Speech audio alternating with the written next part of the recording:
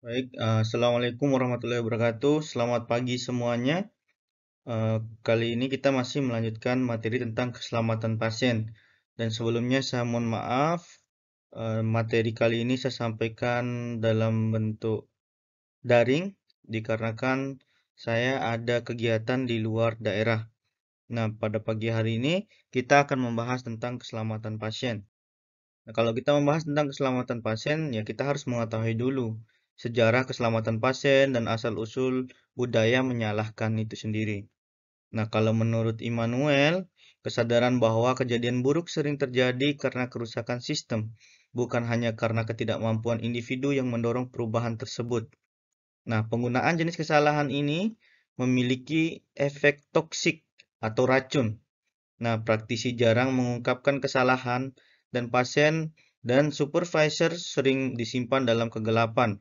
Yang dalam artinya, banyak kesalahan-kesalahan yang terjadi di lapangan itu tidak diungkapkan, disembunyikan, ataupun ditutup-tutupi masalah-masalah yang terjadi di lapangan. Laporan yang rendah membuat pembelajaran dari kesalahan hampir tidak mungkin dilakukan, dan kepenasehat hukum sering mendukung dan mendorong pendekatan ini untuk meminimalkan risiko proses pengadilan malpraktik. Nah, yang dalam arti bahwa semakin rendah laporan kesalahan yang terjadi di pelayanan kesehatan, baik di puskesmas maupun rumah sakit, itu membuat kita juga semakin tidak bisa mempelajari kenapa sih masalah-masalah itu ya bisa terjadi. Sehingga pelaporan masalah-masalah ataupun pelaporan tentang kesalahan keselamatan pasien yang terjadi di pelayanan kesehatan itu penting dilakukan. Bukan hanya penting diungkapkan secara hukum, bukan hanya penting kita angkat sebagai sebuah perlindungan kita sebagai advokasi, akan tetapi masalah-masalah ini juga menjadi suatu pembelajaran yang penting bagi kita untuk mengevaluasi sehingga kedepannya kita bisa memberikan pelayanan yang semakin baik. Nah, terus adapun beberapa contoh insiden yang terjadi di rumah sakit. Yang pertama adalah instruksi dosis tidak tepat yang salah pada resep Actonel mengakibatkan pasien mengkonsumsi obat mingguan setiap hari, tidak dikoreksi oleh apoteker. Nah, ini salah satu insiden yang terjadi dalam kesalahan dalam memberikan instruksi obat maupun resep. Nah, terus kesalahan yang kedua adalah insiden yang kedua adalah pneumotoraks iatrogenik akibat pemberian injeksi nyeri yang tidak tepat untuk fibromialgia. Nah, ini merupakan salah satu peresepan yang tidak sesuai. Nah, ini salah satu insiden yang terjadi di rumah sakit. Terus insiden yang ketiga adalah komponen urin abnormal terjadi pada penderita yang salah dengan nama yang sama. Diobati salah pasien yang berada di panti jompo. Ini saya sudah sampaikan kemarin ya, bahwa di saat teman-teman sebelum memberikan suatu obat yang sudah diresepkan oleh dokter, sebelum teman-teman memberikan, teman-teman harus memastikan dulu, apakah benar nama pasien ini? Apakah sudah sesuai obat ini untuk pasien A? Apakah benar namanya si A? Nah, jadi sebelum teman-teman memberikan suatu tindakan atau memberikan suatu terapi, jadi teman-teman harus memastikan sesuai atau tidak nama pasien yang teman-teman berikan. Nah, terus yang ketiga, yang keempat, anti malaria yang diresep untuk pasien dengan pengobatan anti epilepsi yang bisa mengakibatkan interaksi serius jika pasien tidak mendapat pendapat kedua dalam arti bahwa dalam penanganan malaria pun itu harus sesuai dengan resep dokter. Walaupun pada umumnya kita ketahui banyak obat-obat malaria yang dijual di lapangan. Nah, ini pemberian terapi juga harus sesuai dengan malaria apa yang dialami oleh pasien tersebut, yaitu dengan penegakan diagnosa melalui pemeriksaan darah dan lain sebagainya. Nah, terus yang kelima adalah digunakan peralatan yang tidak benar saat mengambil spesimen untuk pengujian laboratorium selama operasi kecil, sehingga mengakibatkan kerusakan spesimen secara tidak sengaja. Ini contoh sederhananya adalah misalnya katakanlah kita mau melakukan pemeriksaan darah sebelum melakukan operasi, sehingga kita bisa mengetahui, bisa ngecek darah lengkapnya, gula darahnya seperti apa, karena ini sangat mempengaruhi eh, bagaimana pada saat proses operasi dan pasca operasi nanti. Yang keenam adalah pasien yang salah menanggapi panggilan di ruangan tunggu. Catatan dimasukkan ke file pasien lain. Nah, ini salah satu kesalahan sederhana yang memang kita harus konfirmasi kembali. Ini di saat misalnya katakanlah kita panggil Tuan A, ternyata yang datang adalah keluarga Tuan B. Nah, itu kan salah satu kesalahan-kesalahan yang sederhana tapi akibatnya fatal bagi keselamatan pasien di rumah sakit. Selanjutnya adalah aspek penting. Nah, aspek penting di dalam masalah keselamatan pasien ini yang pertama adalah petugas kesehatan itu sendiri. Di antaranya adalah dokter, perawat, bidan, tenaga medis, dan paramedis. Akan tetapi aspek lainnya yang lebih penting adalah pemimpin. Kenapa pemimpin? Karena kepemimpinan dan akuntabilitas merupakan kriteria penting untuk penyampaian sistem yang aman, sangat penting untuk mencapai keseimbangan yang tepat dalam tata kelola organisasi dan struktural masing-masing unit layanan kesehatan. Nah, jadi dari pendapat ini kita bisa menarik kesimpulan bahwa suatu pelayanan kesehatan yang baik itu adalah suatu pelayanan kesehatan yang dipimpin dan dikelola oleh seorang pemimpin yang eh, memahami tugas dan tupoksinya sebagai seorang pemimpin yang mengetahui alur-alur, seorang pemimpin yang mengetahui bagaimana proses pelayanan yang baik dan bisa meminimalisir dari kesalahan-kesalahan keselamatan pasien yang terjadi di pelayanan kesehatan. Nah, meskipun banyak insiden keselamatan yang terjadi, perlunya menciptakan budaya yang adil untuk mendorong keterbukaan dan kejujuran. Ada juga argumen yang mendukung penerapan terhadap kompetensi dan kinerja tersebut telah jatuh di bawah apa yang mungkin cukup diharapkan dari mereka. Ketika mengirimkan perawatan di bawah kualitas, yang dalam artinya ketika kita memberikan suatu pelayanan yang di bawah standar atau SOP, ya itu sudah jelas suatu pelayanan yang kita berikan itu berada di bawah kualitas ataupun tidak berkualitas. Nah, pasien itu berhak untuk bertanya mengapa dan bagaimana dia meyakini dirinya akan mendapatkan suatu pelayanan yang berkualitas. Itu pasien berhak untuk mendapatkan pelayanan-pelayanan yang baik. Nah, maka dari itu kemarin saya juga menyampaikan ke teman-teman semua bahwa kita belajar tentang manajemen pasien safety ini bukan hanya bagaimana teman-teman bisa melindungi diri teman-teman di saat teman-teman menjadi seorang perawat, terus bagaimana teman-teman bisa melindungi pasien-pasien teman-teman di saat pasien berada di masalah-masalah ataupun risiko-risiko malpraktek. Akan tetapi pengetahuan ini juga cukup menjadi sebuah referensi bagaimana teman-teman bisa melindungi keluarga teman-teman di saat teman-teman mendampingi keluarganya di pelayanan kesehatan dalam melakukan pemeriksaan kesehatan ataupun sedang menerima perawatan di layanan kesehatan. Nah, terus selanjutnya adalah model keselamatan pasien. Menurut Vincent, membagi sistem perawatan kesehatan menjadi 4 domain. Yang pertama, mereka yang bekerja di bidang kesehatan, yang kedua, mereka yang mendapatkan perawatan kesehatan atau memiliki saham dalam ketersediaannya. Terus yang ketiga, infrastruktur sistem untuk intervensi terapeutik, proses pemberian layanan kesehatan. Yang keempat adalah metode umpan balik dan perbaikan terus-menerus. Terus ada 7 elemen yang mempengaruhi keselamatan. Yang pertama adalah faktor organisasi dan manajemen.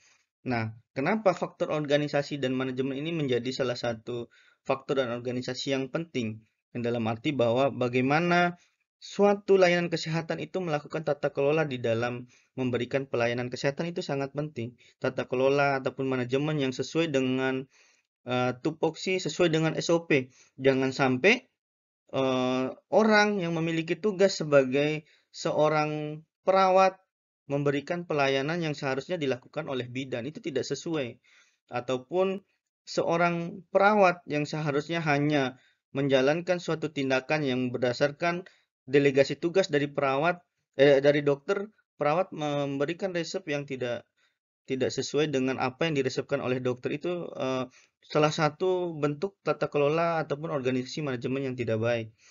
Yang selanjutnya adalah faktor lingkungan kerja.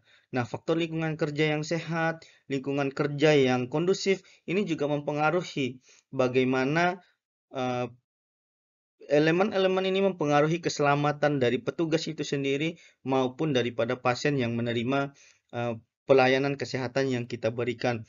Jadi sederhananya, lingkungan kerja yang aman, kondusif, dan nyaman itu akan memberikan kenyamanan bagi petugas yang akan memberikan pelayanan ke pasien. Sehingga di saat perawat memberikan pelayanan juga memberikan pelayanan yang berkualitas dengan senyaman mungkin. Terus yang selanjutnya adalah faktor tim. Nah, faktor tim ini adalah bagaimana teman-teman di saat menjadi seorang perawat nanti bisa bekerja sama dengan rekan sejawatnya, baik itu dokter, baik itu tenaga gizi ataupun tenaga medis maupun para medis lainnya. Terus selanjutnya adalah faktor individu dan karakteristik pasien. Yang dimaksud di sini adalah faktor individu itu loh bagaimana eh, fak, bagaimana faktor-faktor yang ada dalam diri perawat itu mempengaruhi keselamatan di saat melakukan pelayanan kesehatan. Yang dimaksud adalah di saat teman-teman memberikan suatu pelayanan kesehatan, masalah-masalah yang teman-teman miliki di rumah itu dilupakan dulu di rumah di saat teman-teman sedang di lingkungan kerja. Yang dalam arti kita harus profesional. Jangan sampai membawa masalah-masalah yang ada di rumah dibawa hingga ke lingkungan kerja dan mempengaruhi kinerja teman-teman di saat memberikan pelayanan. Terus karakteristik pasien ini juga sangat mempengaruhi keselamatan pasien itu sendiri. Terus selanjutnya adalah faktor lingkungan eksternal. Bagaimana lingkungan eksternal itu menentukan juga keselamatan pasien di saat menerima layanan. Ini salah satunya misalnya katakanlah pasien ini berada di lingkungan yang seperti apa, kesehatannya bagaimana, kebersihannya seperti apa, itu juga mempengaruhi keselamatan pasien itu sendiri. Terus selanjutnya adalah model nasional untuk akreditasi dan kualitas keselamatan pasien. Ini berdasarkan Australian Commission on Safety and Quality in Healthcare tahun 2010 bahwa standar tersebut juga menyediakan sarana untuk menilai kinerja organisasi. Draft standar telah dikembangkan untuk yang pertama adalah tata kelola untuk keselamatan dan mutu dalam organisasi pelayanan kesehatan. Saya sudah sampaikan kemarin, kalau kita membahas tentang keselamatan pasien, berarti kita tidak akan lepas dari eh, dalam organisasi pelayanan tersebut. Bahwa adanya kesalahan ataupun insiden-insiden yang terjadi berarti ada sisi gelap dari mutu pelayanan tersebut. Sehingga pentingnya kita mempelajari ini adalah bagaimana kita bisa memperbaiki sisi gelap yang terjadi di pelayanan kesehatan yang mungkin teman-teman juga mengetahui ataupun melihat kondisi-kondisi yang terjadi di lapangan yang mungkin teman-teman juga pernah menerima pelayanan yang tidak sesuai dengan SOP ataupun tidak sesuai harapan teman-teman sendiri. Yang kedua, infeksi terkait kesehatan. Nah, terus yang ketiga, keamanan obat. Bagaimana obat itu aman atau tidak sesuai dengan indikasi dan kontraindikasinya itu penting. Apakah obat ini masih dapat digunakan atau obat ini sudah expired itu penting. Nah, terus yang keempat, identifikasi pasien dan prosedur pencocokan. Bagaimana kita mengidentifikasi dulu pasien itu sendiri kalau di dalam kita dalam keperawatan itu kan ada proses pengkajian dan anamnesa. Yaitu bagaimana kita mengidentifikasi pasien, kita melakukan pengkajian dari nama, karakteristik responden hingga apa yang dialaminya, baru nanti ada juga proses pencocokan. Terus yang kelima adalah operan shift atau pergantian shift yang bisa disebut handover. Nah, yang dalam arti di sini perawat yang jaga, misalnya katakanlah ada shift pagi dengan shift siang. Bagaimana prosedur operan pergantian shift ini berjalan atau tidak? Karena ini sangat penting. Bagaimana perawat yang melakukan shift pagi, yang telah melaksanakan shift pagi itu melakukan operan sesuai dengan prosedur, menyampaikan bagaimana keadaan pasien, terapi apa saja yang sudah diberikan, sehingga meminimalisir terjadinya kesalahan-kesalahan ataupun insiden keselamatan pasien. Terus setelah 5 standar ini, Vincent juga menambahkan 5 topik tambahan dalam pengembangannya yang mencakup adalah darah dan keamanan darah. Nah, kalau kaitannya dengan darah dan keamanan darah ini, eh, yaitu diantaranya adalah bagaimana di saat seorang pasien seharusnya menerima donor darah golongan A misalnya. Ya, sebagai seorang perawat ataupun petugas kesehatan, kita harus memastikan bahwa darah yang diberikan ini adalah darah yang memang sehat, tidak terinfeksi penyakit. Nah, sehingga bagaimana darah ini juga sesuai dengan golongan yang dibutuhkan itu penting untuk menjaga keselamatan pasien. Yang kedua, bermitra dengan konsumen. Yang maksudnya bermitra dengan konsumen ini bagaimana kita sebagai perawat bisa membangun komunikasi terapeutik, membangun komunikasi yang baik, membina hubungan saling percaya antara perawat dengan pasien sehingga pada saat proses terapi pun bisa terlaksana dengan sesuai SOP dan harapan kita. Yang ketiga adalah pencegahan dan penata laksanaan ulkus tekanan. Nah, ini bagaimana kita juga melakukan pencegahan dan penata laksanaan di rumah sakit itu sesuai dengan SOP-nya yang telah diterapkan di rumah sakit tersebut. Terus yang keempat, mengakui dan menanggapi kerusakan klinis. Nah, ini yang susah kita ungkapkan di lapangan ya, karena banyak pelayanan kesehatan baik rumah sakit maupun puskesmas itu tidak mau jujur dan terbuka terkait dengan kesalahan ataupun kerusakan yang terjadi di puskesmas tersebut karena mungkin terkait dengan menjaga nama baik dan takutnya tersandung kasus-kasus hukum dan lain sebagainya. Padahal sebenarnya apabila suatu pelayanan kesehatan itu mau terbuka, kita akan bisa mengantisipasi terjadinya meminimalisir terjadinya resiko-resiko insiden keselamatan pasien itu sendiri. Terus yang kelima adalah keselamatan dari jatuh. Nah, kenapa di rumah sakit itu sekarang ada jalur-jalur evakuasi ataupun bentuk-bentuk peralatan maupun jalur-jalur pasien itu harus sesuai dengan K3 kesehatan dan keselamatan kerja karena memang kita bisa meminimalisir keselamatan dari jatuh ini. Dan di rumah sakit standarnya sekarang harus memiliki bidang khusus yang menyusun atau mengelola proses K3 di dalam rumah sakit ataupun pelayanan kesehatan tersebut. Nah, adapun laporan insiden, selanjutnya adalah laporan insiden. Pelaporan insiden adalah cara utama untuk menangkap kejadian yang diidentifikasi oleh staf berpotensi menimbulkan bahaya atau mempengaruhi pemberian layanan serta kejadian aktual yang terjadi. Nah, terus di dalam laporan insiden ini ada proses penilaian bagaimana insiden ini bisa dikelompokkan seberapa besar sih risiko terjadinya insiden tersebut.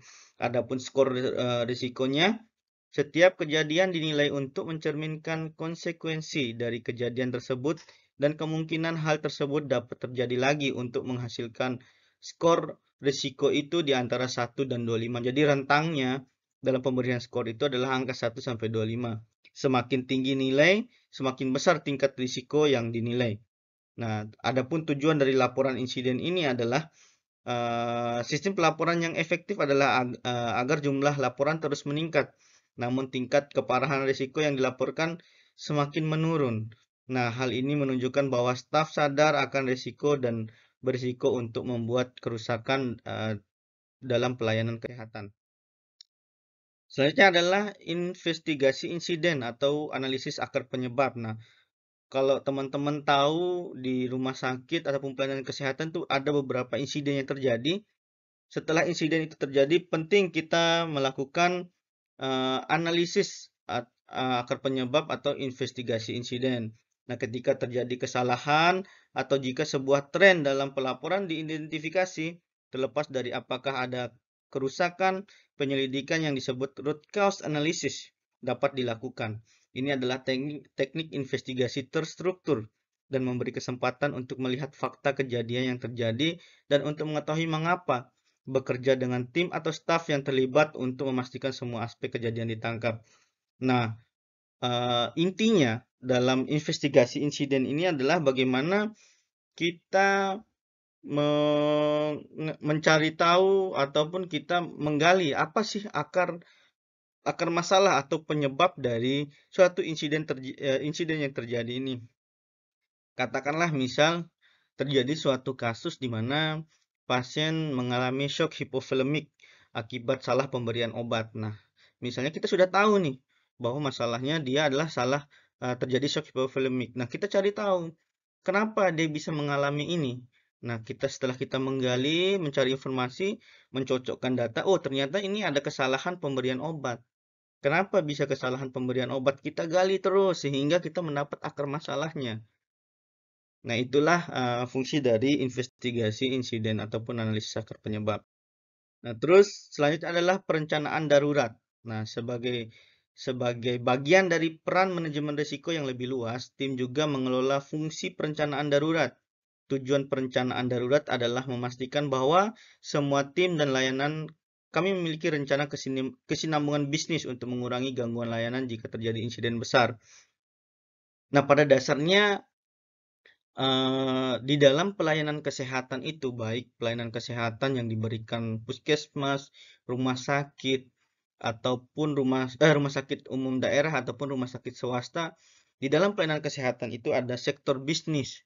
Ya, yang dimana kalau kita menjaga kesinambungan bisnis ini bahwa ada perputaran roda bisnis di dalam pelayanan kesehatan itu.